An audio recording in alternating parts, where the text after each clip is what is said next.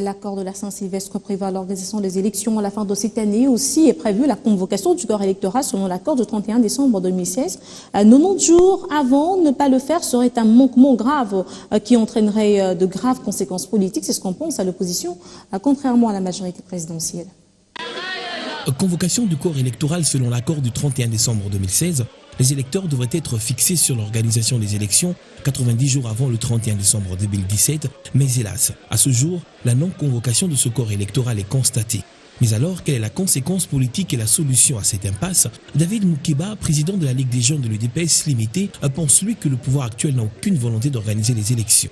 D'abord, c'est une preuve de plus que le régime actuel n'est pas disposé à offrir des élections crédibles et apaisées au peuple congolais, parce qu'ils ont eu tout le temps de préparer ces fichiers, de convoquer le corps électoral.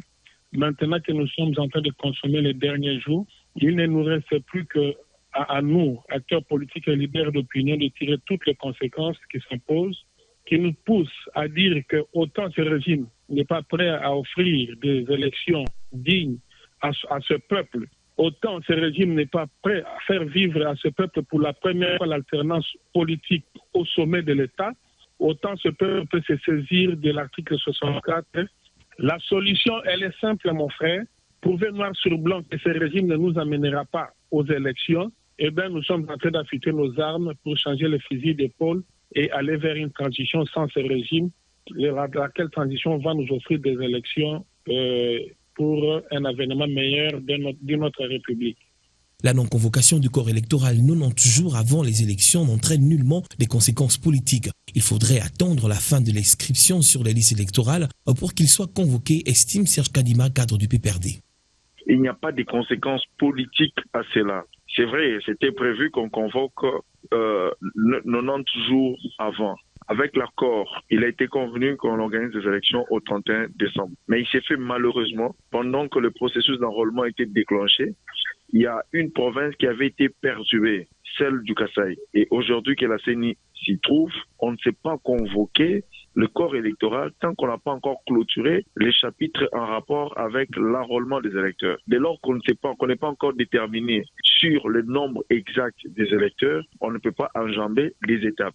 Je pense que nous devons rester patients pour que la CENI fasse du bon travail afin que nous puissions avoir un procès électoral apaisé, crédible et non conflictuel. La solution, elle est simple, c'est que les uns et les autres doivent attendre que les compatriotes du Kasaï, qui ne sont pas la base du terrorisme dans ces coins de la République, soient aussi enrôlés comme ça a été le cas avec nos autres. Et lorsqu'on aura fini enrôlé, je pense que le corps électoral sera convoqué. Cette situation risque d'engendrer une réelle crise politique dans le pays. C'est ce que pense Jonas Tchombela, coordonnateur de la société civile. La conséquence politique, elle est réelle et extrêmement ouverte. Ça veut dire quoi? La tension risque de monter d'un cran à cause de la non-organisation des élections. Mais comment voulez-vous qu'on puisse convoquer le corps électoral alors qu'on n'a même pas de calendrier? Il y a un problème à ce niveau. Nous vous disons et nous continuons de vous dire la CENI est en train de devenir un problème au lieu d'être une solution pour les élections. Donc, s'il y a plus de solutions, la CENI devra s'expliquer maintenant pourquoi le peuple congolais n'est pas convoqué pour élire ses dirigeants, pourquoi le calendrier n'est pas publié, et de cette manière, on pourra se faire une idée de façon objective. Qu'à cela ne tienne, le gouvernement congolais ne cesse de réaffirmer ici sa ferme détermination à organiser les élections, mais se dit toutefois buté à différentes contraintes qui devraient être résolues au préalable.